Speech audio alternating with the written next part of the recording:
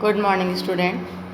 आज के क्लास में मैं आपको वैधानिक नियामक के बारे में समझाने जा रही हूँ। बच्चों, आपको पता है कानून, विधान या नियमावली ये जो है बहुत ही सर्वशक्तिमान होता है।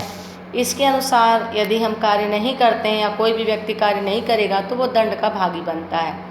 इसलिए वैधानिक जो नियामक है यानी विधान के द्वारा बनाया गया नियम कानून, इसका व्यवसाय पर बहुत अधिक प्रभाव पड़ता है।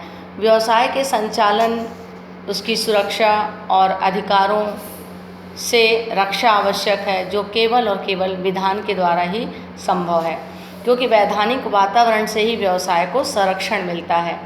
वैधानिक वातावरण का क्षेत्र अभी काफ़ी विस्तृत होता जा रहा है।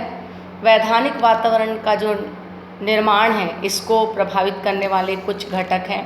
पहला है संवैधानिक प्रावधान।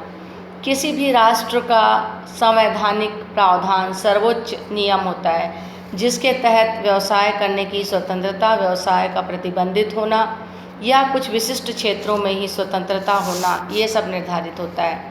भारत में व्यवसाय की स्वतंत्रता का अधिकार है, किंतु कुछ विशिष्ट व्यवसाय को छोड़कर संवैधानिक प्रावधान उसी राष्ट्र के वातावरण को पूर्णतः प्रभावित करता है।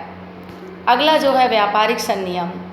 व्यापार को संचालित करने व नियंत्रण रखने के लिए विभिन्न नियम बने हैं, जैसे विक्रय अनुबंध, साझेदारी अनुबंध, कंपनी अधिनियम, बीमा अधिनियम इत्यादि। इन अधिनियमों का स्वभाव जैसा होगा वैसा ही वातावरण बनेगा और व्यवसायी को उसी के अनुरूप कार्य करना होगा। तीसरा जो है आर्थिक संनियम। इसके अंतर्गत प्रतिभूति नियम, SEBI, उपभोक्ता संरक्षण अधिनियम, MRTP एक्ट, विदेशी विनिमय अधिनियम, FEMA, आवश्यक वस्तु अधिनियम, काला बाजार निरोधक अधिनियम, ये सब शामिल है। उसी प्रकार से चौथा बिंदु है श्रम अधिनियम।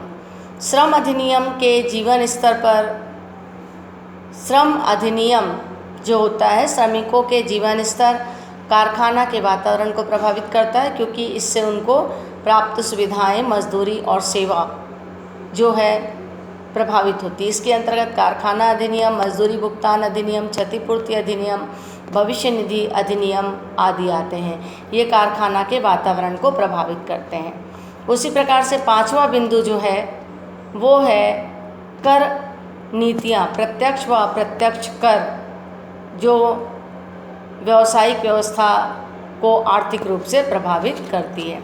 उसी प्रकार से न्यायिक व्यवस्था, अगला जो बिंदु है, न्याय व्यवस्था भी किसी भी व्यावसायिक वातावरण को प्रभावित करती है। भ्रष्टाचार व ईमानदारी की स्थिति में भी न्याय व्यवस्था काफ़ी महत्वपूर्ण होती जा रही है।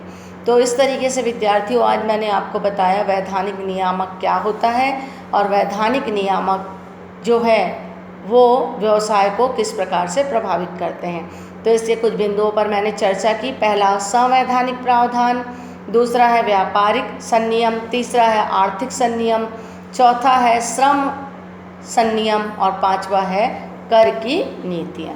Thank you.